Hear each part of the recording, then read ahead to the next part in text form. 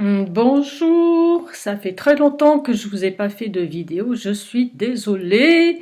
Bon, mais des vidéos, je les fais pas comme je veux, il faut que ça me vienne et surtout que j'ai quelque chose à vous dire parce que en ce moment, j'écoute plein de gens, ça part dans tous les sens, personne ne sait trop. Donc j'attendais un petit peu de voir que ça se décante, alors j'ai deux, trois trucs à vous dire qui vont peut-être faire avancer un petit peu les choses. Bon. Alors, les pièges à venir. Alors, bon, on va parler de Trump et Poutine comme d'habitude. Alors, Trump, il a fait semblant de se faire assassiner. Bon, là, il va venir inaugurer la cathédrale qui a été transformée en temple maçonnique par Macron. C'est pour ça qu'ils y ont mis le feu.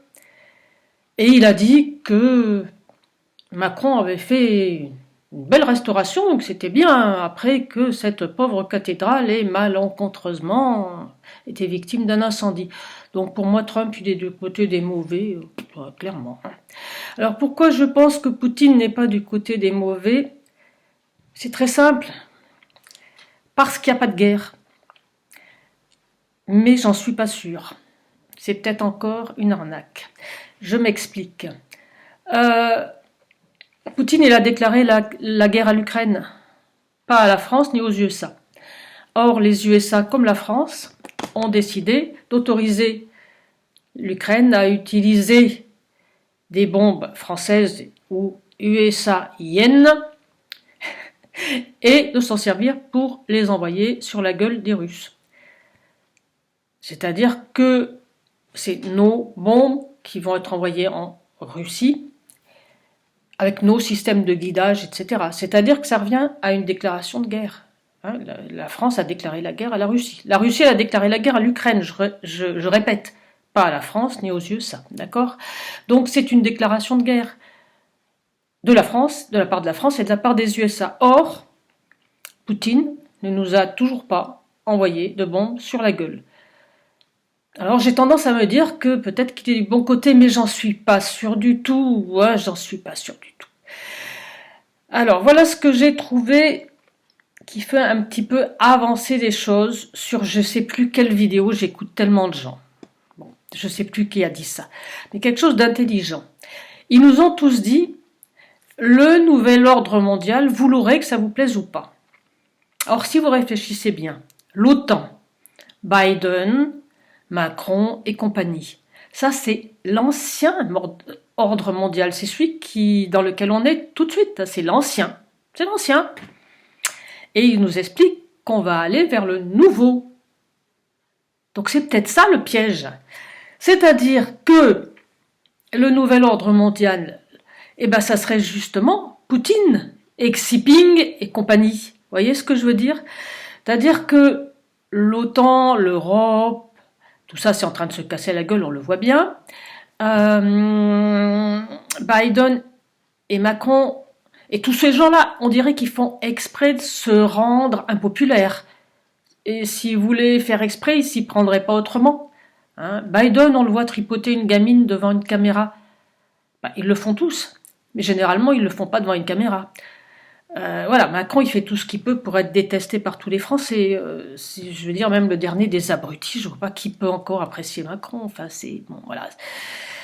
Donc, est-ce que tout ça, c'est pas fait exprès? Est-ce que le piège, c'est pas le nouvel ordre mondial? C'est quoi le nouvel ordre mondial? C'est les BRICS, avec Poutine, Xi Jinping et compagnie, avec un nouvel ordre mondial multipolaire.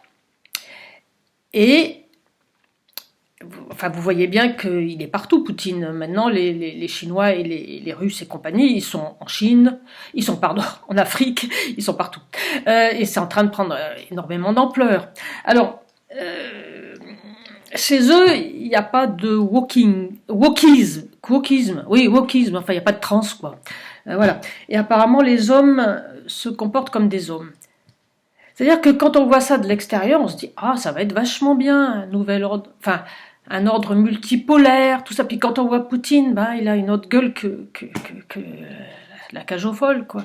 Donc, évidemment, ils ont l'air sympathiques comme ça. Alors moi, ce que j'ai fait, j'ai pas perdu mon temps pendant que je vous parlais pas, que je faisais pas de vidéo. Ce que j'ai fait, parce que j'étudie toujours les trucs jusqu'au fond, moi, jusqu'au bout. J'ai écouté sur YouTube des chaînes de gens qui sont allés s'installer en Russie parce que justement, ça leur plaît beaucoup, parce qu'il y a des valeurs familiales qui sont bien meilleures que les nôtres.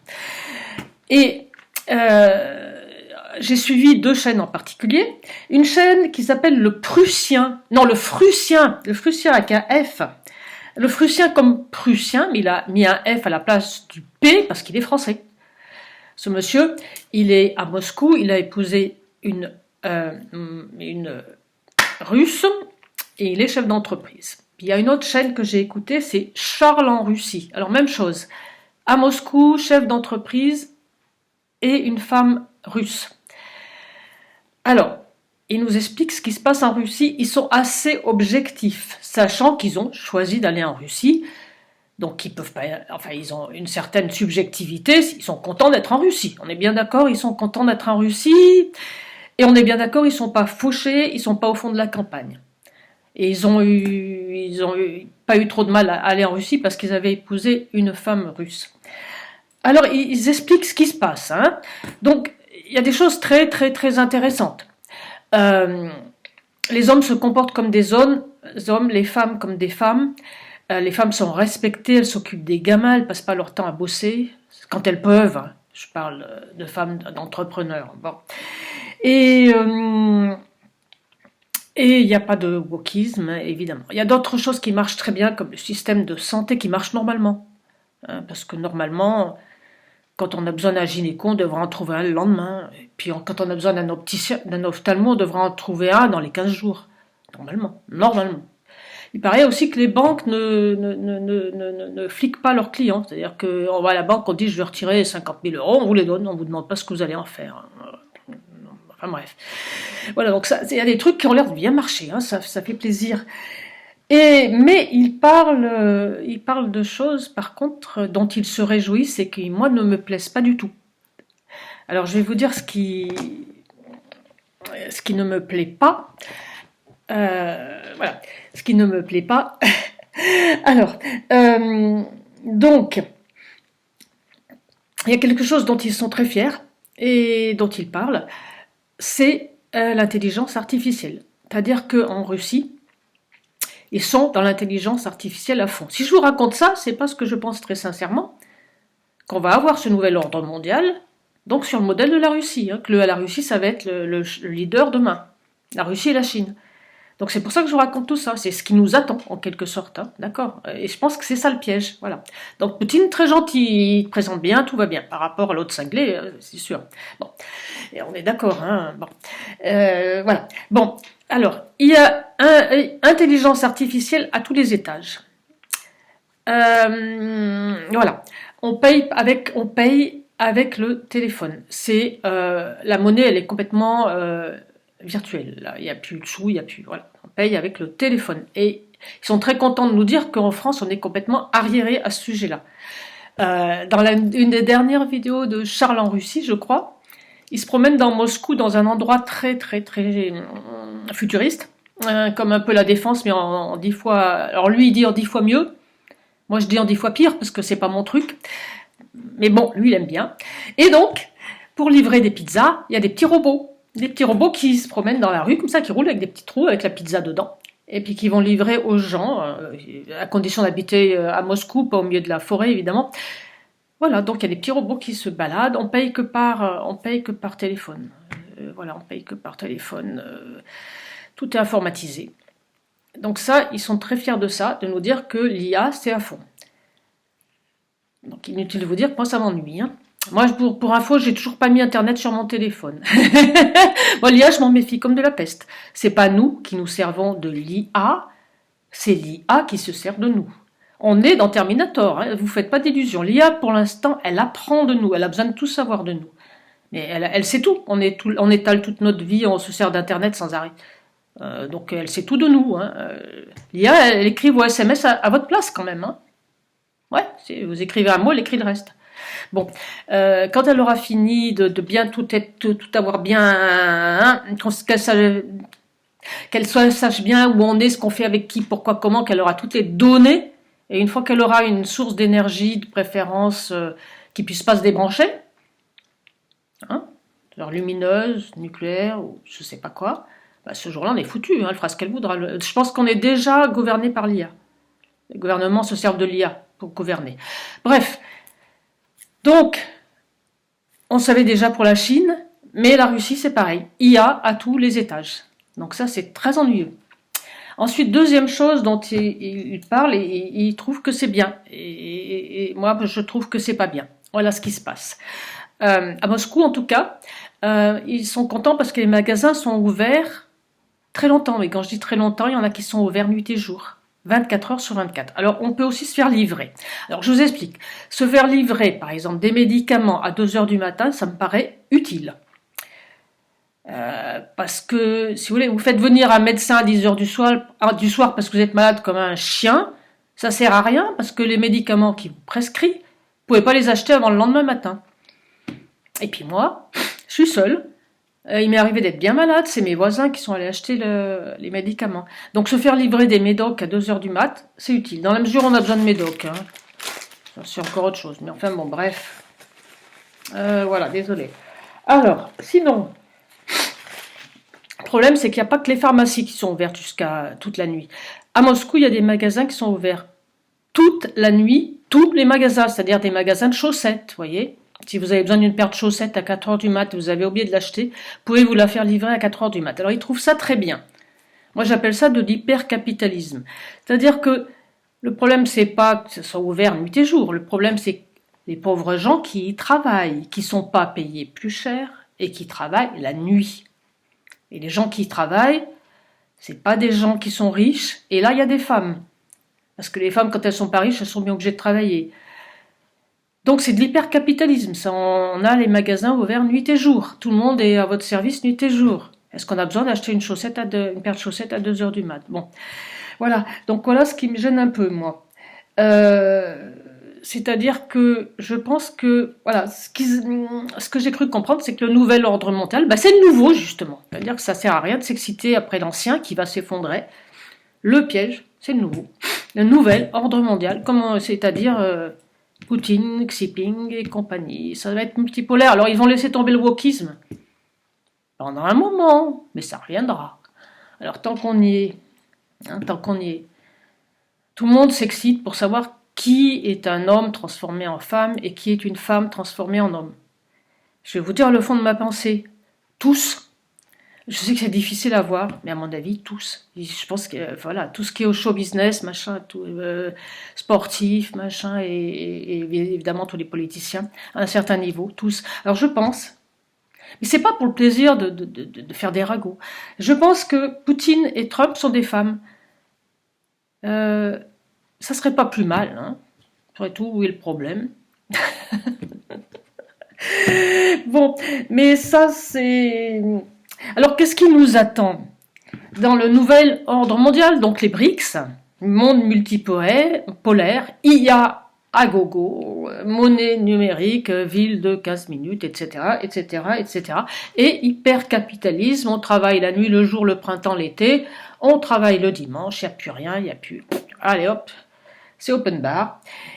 Et couplé à l'hypercommunisme, parce que quand on parle de la Chine, quand même, on parle de gens, vous avez vu ce qu'ils ont fait pendant le fameux vir-russe, c'était pire que chez nous encore.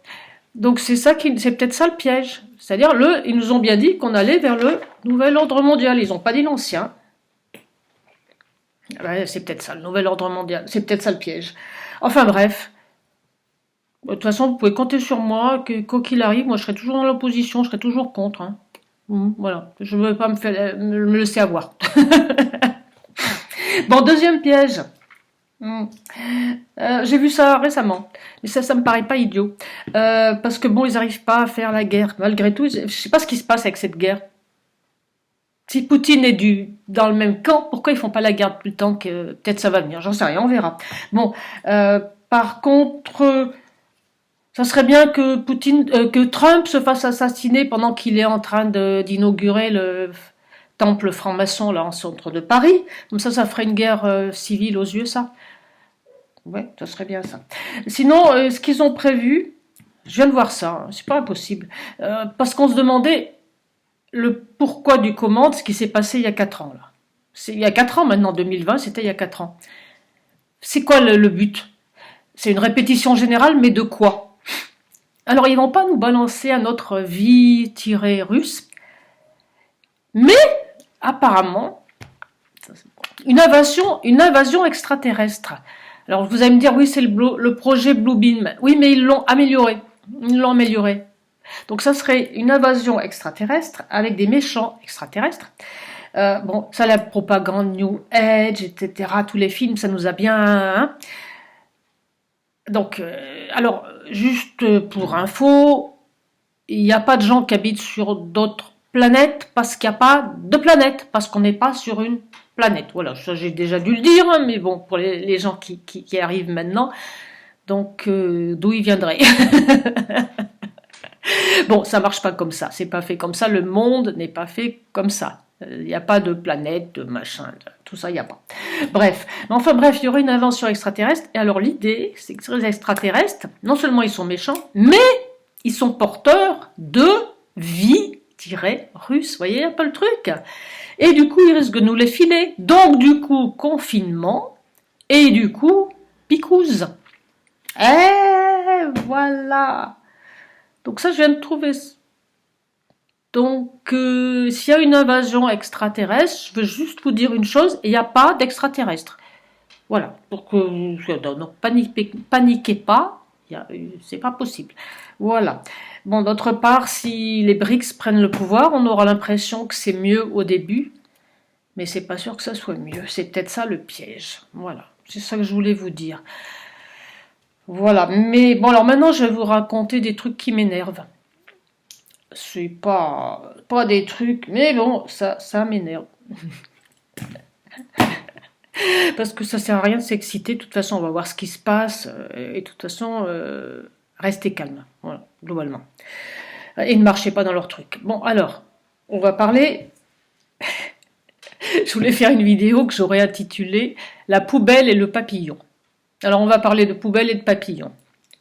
Alors, poubelle, pourquoi ils nous ont dressé, il n'y a pas d'autre mot, hein, à ramener notre verre à Pétaouchnok, là, et puis les gros détritus à la déchetterie qui est à l'autre bout du département, parce que, à terme, ils ramasseront plus les poubelles. Alors, je vous explique. On trie, il y en a à droite, à gauche, machin, tout ça, et puis, il y en a qu'on doit ramener nous-mêmes. Et puis, vous remarquerez, quand vous allez poser votre verre, ils ont mis un autre bidule pour le papier, un autre bidule pour je sais pas quoi, et puis ils ont mis un autre bidule pour les poubelles normales. Pourquoi faire puisqu'ils les ramassent? Alors si je vous dis ça, c'est tout simplement parce que je suis allée dans le Lot et Garonne cet été et qu'ils ramassent plus les poubelles. Non, je répète bien, ils ramassent plus aucune poubelle. Et est-ce qu'ils continuent à payer la taxe pour le ramassage des ordures? Réponse, oui, la même. Ça n'a pas baissé d'un centime. C'est pas une blague, hein. Enfin, si vous habitez dans le Lot-et-Garonne, vous direz si c'est ce que je dis pas de bêtises, mais enfin, moi, j'étais dans le Lot-et-Garonne et puis ça se passait comme ça. Et je lui ai dit, mais pas que ici ou dans tout? Elle m'a dit non, partout. Ah, alors qu'est-ce qu'on fait? Si vous stockez les poubelles, alors si vous habitez une maison avec un garage, ça va encore. Si vous êtes dans un studio, vous stockez les poubelles que vous avez triées quand même. Puis après, vous les amenez, vous avez une petite carte. Ah oui. Faudrait pas que les voisins viennent de l'autre village, ils viennent mettre leurs poubelles, donc ça rigole pas. Et voilà, donc ils mettent ça dans le coffre de la voiture, ils ont acheté des gants exprès, parce que ça se dégueulasse, quoi, et puis on vide ses poubelles soi-même. Voilà.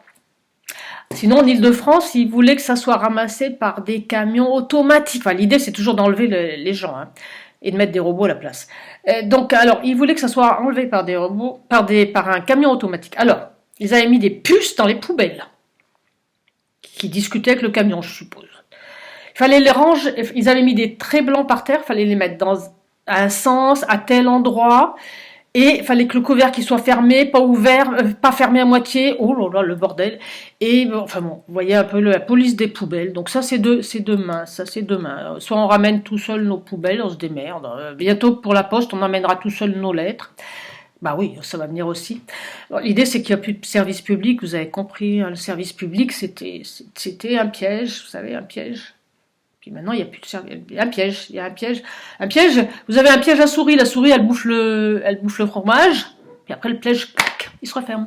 Alors, la souris, elle a bouffé le fromage, je vais vous dire, d'après la guerre, après la guerre jusqu'en 1998, par là. Là, on était en train de bouffer le fromage.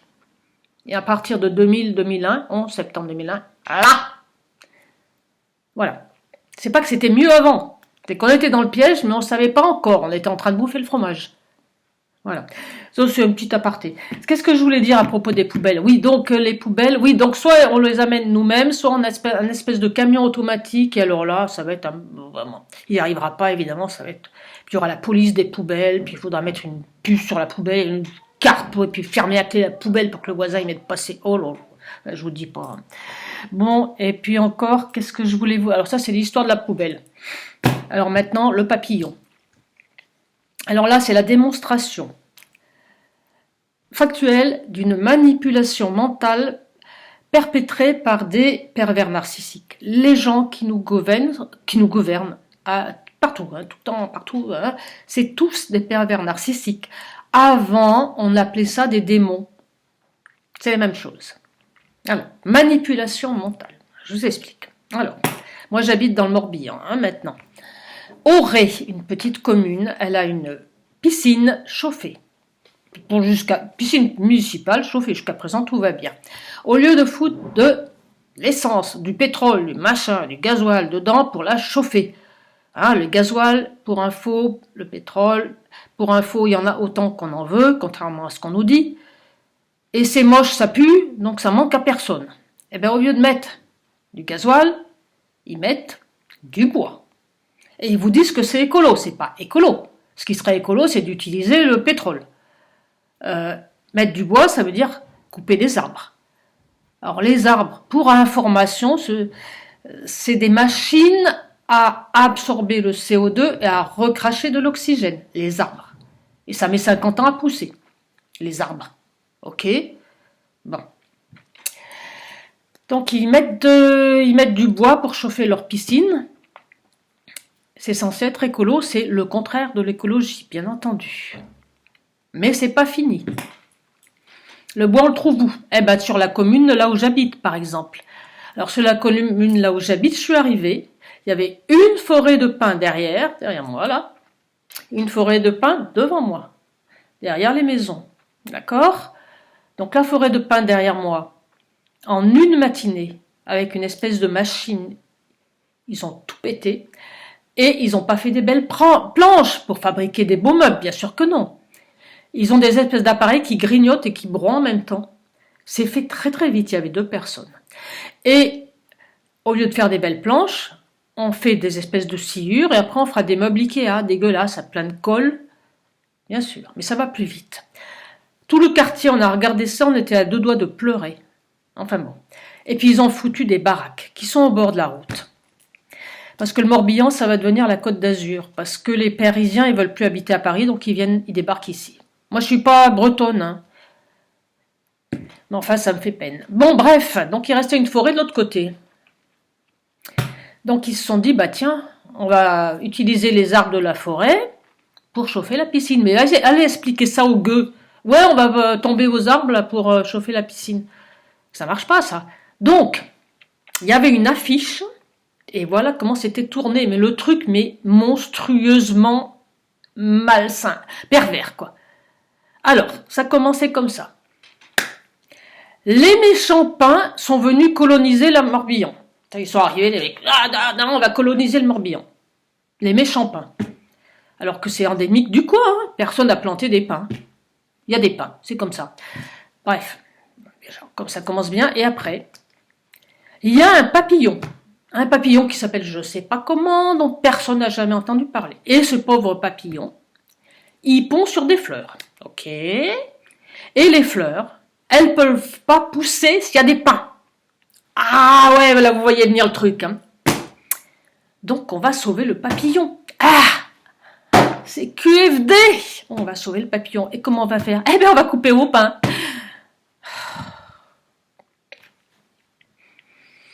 Voilà. Alors inutile de vous dire que le papillon, il va pas venir maintenant. Alors ils ont tout rasé, hein, donc maintenant il y a de la terre. Donc les papillons, ils vont pas plus venir. Et puis en tout petit, en bas, il y a marqué: ah oui, à propos, ça va servir à chauffer la piscine dorée. Ah ben voilà, dis-le tout de suite. Donc vous voyez comment on vous retourne le cerveau. C'est-à-dire que si vous avez le malheur de dire que vous voulez pas qu'on coupe les arbres, ça veut dire que vous n'êtes pas écolo et que vous aimez pas les papillons. Que vous voulez du mal à ces pauvres papillons. Vous voulez pas qu'ils puissent pondre, qu'ils puissent se reproduire. Je sais pas, c'est monstrueux. Moi, ça m'a, parce que à la rigueur, qu'ils coupent les arbres, c'est monstrueux. Mais qu'en plus, ils arrivent à nous faire culpabiliser et avoir honte. Les pervers narcissiques, ils utilisent la culpabilisation, c'est-à-dire qu'ils vous font du mal, mais c'est de votre faute. C'est vous le méchant, c'est toujours vous le méchant. Un pervers narcissique, il vous marche sur le pied, vous dites aïe, et là, il vous engueule parce que vous avez dit aïe et que vous êtes méchant. Donc là, le principe, c'est si vous n'êtes pas d'accord pour qu'on coupe les pins, qu'on rase tous les pins qu'il y a derrière chez nous, pour chauffer une piscine qui pourrait être chauffée au gasoil, eh ben ça veut dire que vous aimez pas les papillons, et à terme, ça veut dire que vous n'êtes pas écolo. Donc ils arrivent à retourner. Alors ça, c'est une démonstration de la manipulation perverse narcissique. Donc ça, il y a des pervers narcissiques dans la population qui manipulent leurs proches, mais au niveau de l'État, au niveau collectif, on est manipulé par des pervers narcissiques qui tournent le truc, et à la fin, c'est toujours notre faute. Vous voyez ? Par exemple, là, on va nous expliquer, mettons que la Russie nous balance une bombe, ça va être de leur faute, alors que c'est nous qui les attaquons, objectivement, factuellement. Voilà. Donc ça, c'était le papillon. Et la poubelle et le papillon. Alors inutile de vous dire que les papillons, je sais pas si histoire de papillons, mais les pauvres papillons, ils vont pas revenir. Maintenant, c'est un terrain vague, hein, à la place. Bien entendu, ils replantent pas, bien entendu. Et bien entendu, à terme, il y aura des baraques. C'est pas juste pour chauffer la piscine. Voilà, c'est-à-dire que c'était un bois, il n'y a plus de bois. Voilà. Donc moi, j'arrive dans une région superbe. Ils construisent partout et ils détruisent tout ce qu'ils peuvent détruire. Youpi. Bon, et dernière chose, les logiciels qui parasitent. Par exemple, Blablacar, c'est un logiciel, c'est-à-dire qu'il y a 4 personnes pour l'entretenir, là, pour faire le machin, mais c'est tout, hein. C'est un logiciel. Alors quel est l'intérêt de Blablacar ? Ben avant, vous mettez au bord de la route, vous faites ça, là, puis le mec il s'arrête ou il s'arrête pas, vous payez rien, personne. Non. Maintenant, Blablacar, c'est vachement mieux. Vous allez payer au conducteur, mais le problème n'est pas là. C'est que vous et le conducteur, vous allez payer à Blablacar. Vérifiez les conditions. Mais 2 ou 3 euros à chaque fois. Chaque fois que vous faites 50 km avec un Gugus quelconque, vous donnez des sous à Blablacar. C'est pour ça que ça a été créé, c'est pas pour vous rendre service. Cet été, je suis partie en vacances. À une aire d'autoroute, j'ai trouvé 2 jeunes avec des sacs à dos, je croyais que ça n'existait plus. Qui m'ont dit, vous pouvez y aller. J'ai dit, ok, montez. Très bien. Voilà. Puis c'est tout. Ils m'ont pas payé. On n'a rien payé à personne. Personne n'est au courant que j'ai pris ces gens. Voilà. Et arrivé là où j'allais, on m'a dit, ah, t'as fait du covoiturage? Et non, j'ai pas fait du covoiturage. Quand je prends ma bagnole, c'est pour être tranquille. Donc je m'arrête pour pisser quand je veux, et puis je pars à l'heure que je veux, j'arrive à l'heure que je veux. Mais j'ai pris des stoppeurs. Parce que j'avais envie de prendre des stoppeurs, j'avais envie de parler, ils avaient une tête qui me revenait. C'est comme ça. Voilà. Donc, il n'y a pas Blablacar. Prenez des autostoppeurs, s'il y en a encore. Et puis, c'est pas fini. Airbnb. Ah, ben bien sûr, Airbnb. Donc, vous faites le ménage, vous changez les draps, vous donnez votre maison, et vous et les mecs qui viennent, les deux donnent de l'argent à Airbnb à chaque fois. Vérifiez. Moi, je l'ai fait et je suis allée vérifier. Puis, c'est pas des petites sommes, hein. Sur la chambre que vous louez, c'est 3, 4 euros, 5, 6, 7 euros qui partent à chaque fois. Eux, ils ont rien à faire. Ils ont le logiciel, ils entretiennent le logiciel. C'est tout. Et ils ramassent des millions, toute la planète. Et puis, en plus, toute la planète photographie sa baraque. On peut voir l'intérieur de toutes les maisons, donc ça permet de mettre tout ça dans des banques de données, dans des bases de données, blablabla. Voilà. Et puis, bien entendu, ça ruine les restaurateurs et les hôtels. Quand il n'y en aura plus, on fera comment? Eh bien, voilà, on prendra les gens chez soi, hein, d'accord? Bon, pareil pour Booking, hein, Booking et compagnie. C'est-à-dire que l'hôtel où vous allez, le restaurant, à chaque fois, il reverse des sous. Donc, vous cherchez un hôtel sur Booking. Vous faites gaffe parce qu'ils mettent en premier pas ceux qui sont là où vous allez, ceux qui sont le mieux notés. Parce qu'en plus, ce sont les employés de Booking, tous ces gens-là. C'est-à-dire que quand vous êtes sur Airbnb ou quelque chose comme ça, si vous réagissez pas assez vite, vous vous faites engueuler. Oui, vous n'avez pas répondu assez vite, on vous déclasse. Et ils vous mettent à la fin. Ah oui, ça marche comme ça. Hein. C'est-à-dire ils vous traitent comme le dernier des patrons. Hein. On est leur employé du coup. Bon, donc Booking. Voilà, vous trouvez un hôtel, machin.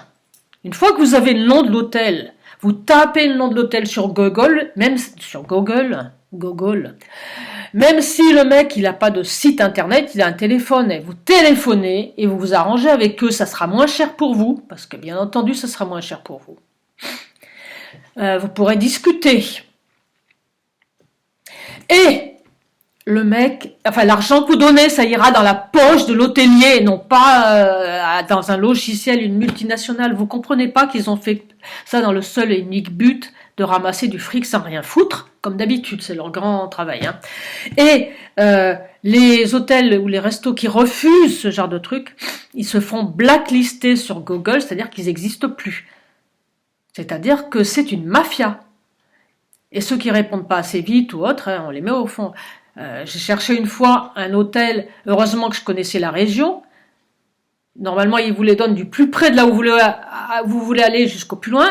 Là, ils m'en donnaient un qui était à l'autre bout du département. Pourquoi? Parce qu'il était bien noté. Et il est bien noté si on est bien sage, si on répond assez vite, si on, etc. C'est-à-dire qu'on est les employés. Hein? Et alors, j'en finis avec ça. Super prof. Alors super prof, c'est quoi? Les profs particuliers. Tous les profs particuliers de piano, de peinture sur soie, de ce que vous voulez. Voilà, il faut passer par super prof et reverser une partie de son salaire. Et sinon, comment dire, il y a des agences, des vraies agences, excusez-moi, qui existent, qui sont pas sur Internet, qui existent avec des gens, voilà, alors Academia, Complétude, blablabla, il y en a plein, ils n'arrivent pas à trouver de clients d'ailleurs, donc ils demandent 40 € par an, à peu près, hein, 40. Alors après, on peut en déduire 20 des impôts, mais vous leur donnez 40 € pour une heure. À votre avis, combien ils payent les profs? Alors je vous le dis parce que je suis prof, moi. Hein. Voilà. Donc ils payent les profs 13 €. 13 €. Prenez votre voiture, vous déplacez, vous faites une autre courbe, vous repartez dans l'autre sens, ok? Et donc là, entre super prof et puis les complétudes et compagnie, il n'y a pas moyen de donner des cours particuliers et de récupérer tout et de se le mettre dans la poche. Voilà.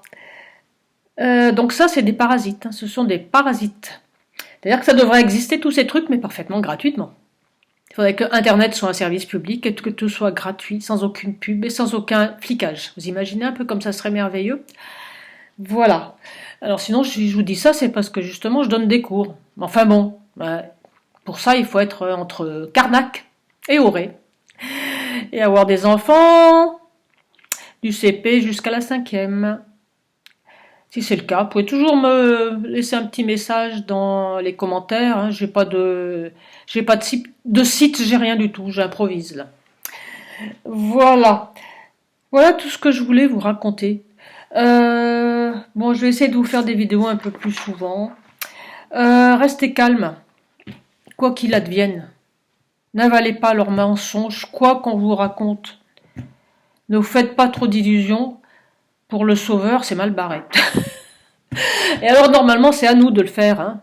À nous de nous réveiller. Moi, je vois pas les gens se réveiller. Hein. Je suis désolée. Je vois pas les gens se réveiller. Alors, évidemment, sur VK ou dans certains... On a l'impression que tout le monde est réveillé parce qu'on est entre nous. Et puis, il y a des trucs qui ressortent. Mais est-ce que ça... Je veux dire, on pourra dire que les choses sont dites quand elles seront dites à la télé avec les médias mainstream. tant que ça ressort sur des trucs sur Internet et sur des trucs complotistes, ben, personne n'est au courant. Donc moi je veux bien que il y ait des gens qui se réveillent, mais ça me donne, enfin j'en ai pas l'impression. Moi j'en ai pas l'impression, ou pas assez vite en tout cas. Et il y a une opposition contrôlée absolument énorme, hein, mais énorme. C'est 80% de l'opposition qui est de l'opposition contrôlée, qui va vous lâcher deux trois trucs, mais pas d'autres. Hein. Donc méfiez-vous de ça, méfiez-vous de tout en ce moment, de tout ce qu'on vous raconte. Et essayez de vivre votre vie et d'être heureux, c'est la seule chose à faire, et travailler sur vous. Et pour le reste, moi je suis pas très optimiste. On va voir ce qui se passe. J'essayerai de revenir vers vous et de vous faire un peu plus de vidéos. Allez, à bientôt.